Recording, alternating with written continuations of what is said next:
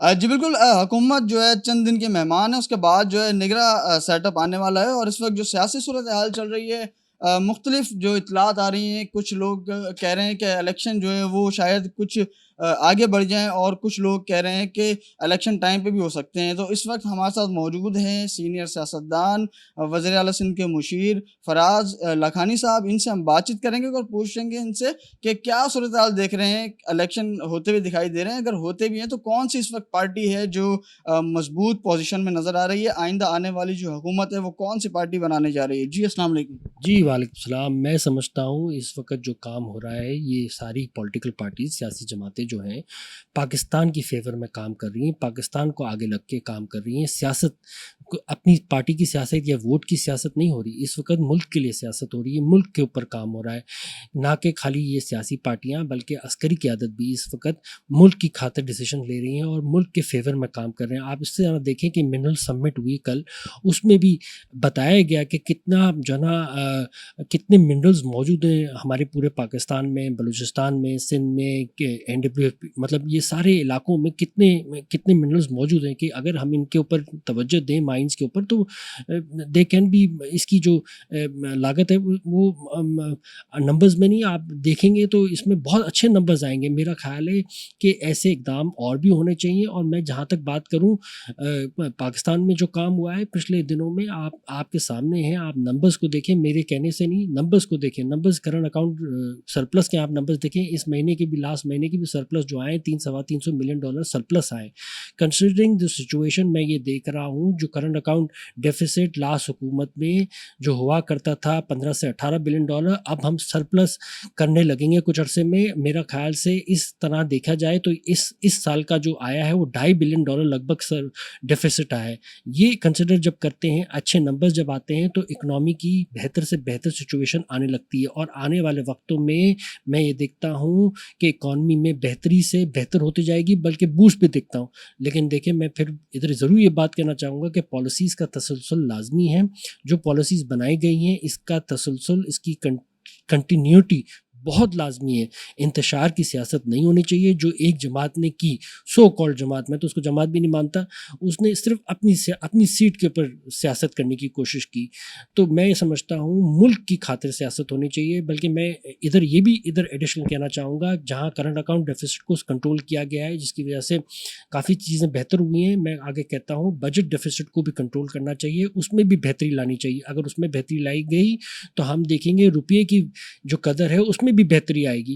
تو یہ سارے جو اقدام ہیں، یہ اقدام پاکستان کی فیور میں ہے۔ مجھے یہ لگتا ہے آنے والے وقتوں میں پاکستان گروتھ ہر سیکٹر میں نظر آئے گی، from I T to real estate, industrial sector, ہر سیکٹر میں نظر آئے گی۔ لیکن یس، تسلسل لازمی ہے، جیسا کہ ہمارے کوچ احمد صاحب نے، صدر صاحب زرداری صاحب نے بھی کہا ہے۔ جو پالیسیز ہیں اکنامک، وہ 30 سال اسٹیگننٹ رہنی چاہیے، اس میں چینجز نہیں آنی چاہیے، چاہے وہ انکمنگ گورنمنٹ ہو، چاہے آؤٹ گوئنگ گورنمنٹ ہو۔ ووٹ کی سیاست بند ہونی چاہیے، ملک کی خاطر سیاست ہونی چاہیے، ملک کو آگے رکھ کے سیاست ہونی چاہیے۔ ایسا نہیں ہونا چاہیے جو ایک جماعت گئی، جس نے انتشار پھیلایا اور جاتے جاتے سبسڈی دے کے چلے گئی، لوگوں کو نقصان دے کے چلی گئی، جس کا امپیکٹ آج ہم معاشی صورتحال میں دیکھ رہے ہیں۔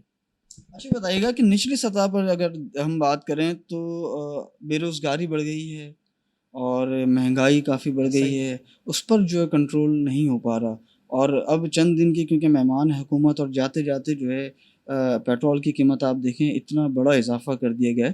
تو آپ سمجھتے ہیں کہ کیا آئندہ الیکشن میں جو ہے عوام کیا ان کو موقع دیں گے واپس حکومت بنانے کا؟ دیکھیں، بات کو بڑا اچھا سوال کیا آپ نے، اس بات کو بڑا غور سے سمجھنے کی ضرورت ہے۔ جاتے جاتے بھی حکومت نے $20 بڑھا دیے، اور وہ ایک حکومت تھی جو انتشار والی حکومت، جس کی پارٹی انتشار کرتی تھی یا جس کا لیڈر انتشار میں مصروف تھا، اس نے کیا کیا؟ سبسڈی دے دی، سبسڈی دی گئی، جس سے کیا ہوا؟ آئی ایم ایف کے سارے قوانین توڑ دیے، آئی ایم ایف سے ہمارا ایگریمنٹ ڈسٹرسٹ پہ بن گیا۔ تو یہ ملک کے لیے فیور میں کام ہوتے ہیں؟ نہیں، اس کا امپیکٹ آج ہم بھگت رہے ہیں. یہ جو آپ مہنگائی دیکھ رہے ہیں یہ پرانی کارستانیاں ہیں جو ان صاحب نے کی ہوئی تھی. اب اگر ہم یہ فالو کریں گے، جو ہمیں یہ سمجھنا ہے کہ ہم سبسڈی نہیں دے سکتے کسی بھی چیز پہ، اگر سبسڈی دیں گے تو اس کا امپیکٹ ٹرپل ڈاؤن آنے والے سالوں میں زیادہ امپیکٹ ہوگا. تو ہم سبسڈی کے حق میں نہیں ہو سکتے کسی بھی چیز میں. ہمیں یہ دیکھنا ہے کہ ہم اپنے پیروں پہ کھڑے ہو جائیں، کرنٹ اکاؤنٹ ڈیفیسٹ نہ ہو، بجٹ ڈیفیسٹ نہ ہو. اگر یہ ڈیفیسٹ نہیں ہوں گے تو روپیہ مضبوط ہوگا. جب روپیہ مضبوط ہوگا تو عام لوگوں کے حالات بہتر ہوں گے.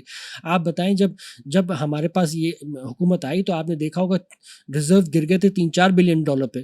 اب آپ ریزرو دیکھ رہے ہیں $14-15 بلین پہ. تو یہ ریزرو بنے ہیں، وقت کے ساتھ بنے ہیں، کام کیا گیا ہے تو بنے ہیں. آگے بھی آپ دیکھیں گے بہتر سے بہتری سچویشن ہوتی جائے گی اگر یہ پالیسی کا تسلسل رہا. اگر ہم اسی طریقے سے کام کرتے رہے تو آپ دیکھیں گے مہنگائی بھی کم ہوگی. مہنگائی پہلے 36 سے 37% تھی، اس دفعہ کے نمبرز 28% آئے، اور میں سمجھتا ہوں آنے والے وقتوں میں یہ مہنگائی اور نیچے آ جائے گی. اس کی ایک بہت بڑی اگزامپل آپ کے سامنے ہے Pakistan stock exchange. Pakistan stock exchange back bone ہوتی ہے اکانومی کی. آپ دیکھیں 48,800 کا لگ بھگ انڈیکس آج چل رہا ہے. تو یہ کیسے بڑھ گیا؟ اس کے باوجود کہ 22% کا انٹرسٹ ریٹ، ڈسکاؤنٹ ریٹ 22% کا چل رہا ہے.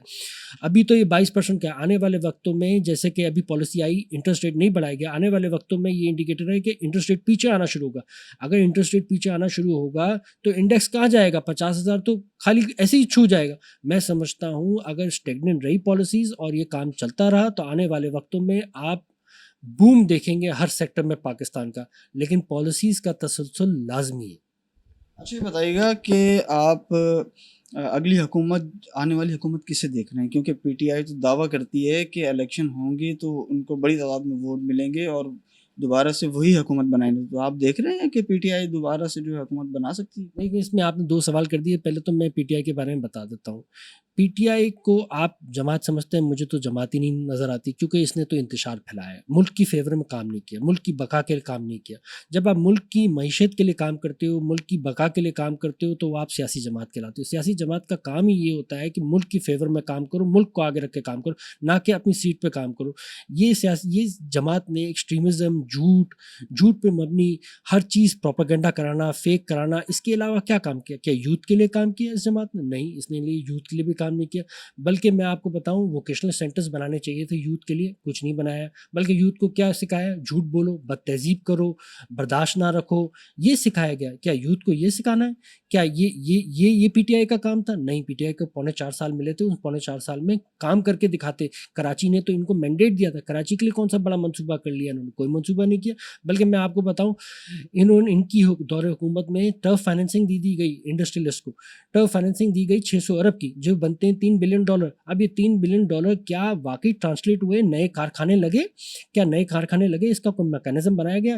میرا سوال ہے کیا نئے کارخانے لگ کے کیا نیا ریونیو جنریٹ ہوا؟ نئی ایکسپورٹس بڑھی؟ نہیں، نئے کارخانے نہیں لگے گئے. بلکہ یہ اپنی مرضی سے لون ڈسبرسمنٹ ہو گئے، نیشنل ایکسچیکر کو نقصان ہوا اور فلائٹ آف کیپٹل ہوا ہمارے ملک سے.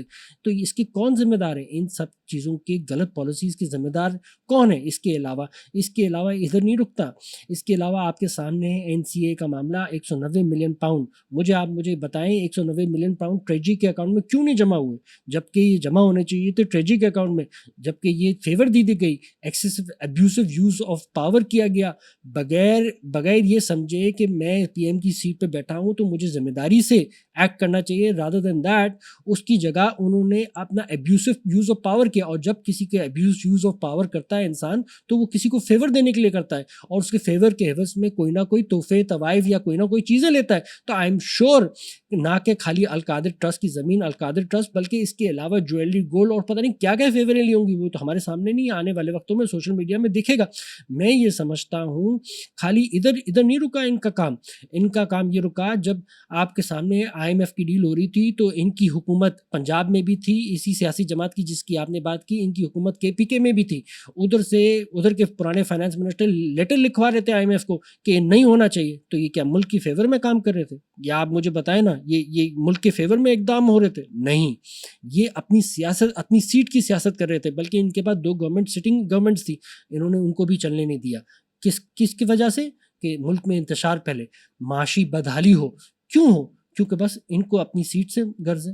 ان کو بس ہیلی کاپٹر سے بنی گالا سے آنا ہے پی ایم ہاؤس, اور بنی گالا سے پی ایم ہاؤس سے واپس جانا ہے بنی گالا میں پی ایم اس میں ہیلی کاپٹر میں. کیا اس طریقے سے مدینہ کی ریاست بنتی ہے؟ کیا آپ مجھے بتائیں, جلسے جلوس آپ سنتے ہیں, اس میں ان کا سوشل میڈیا پہ خود آئی ہوئی ہے, اس میں ایک بندہ کہہ رہا ہے تھوڑا اسلامک ٹچ دے دیں.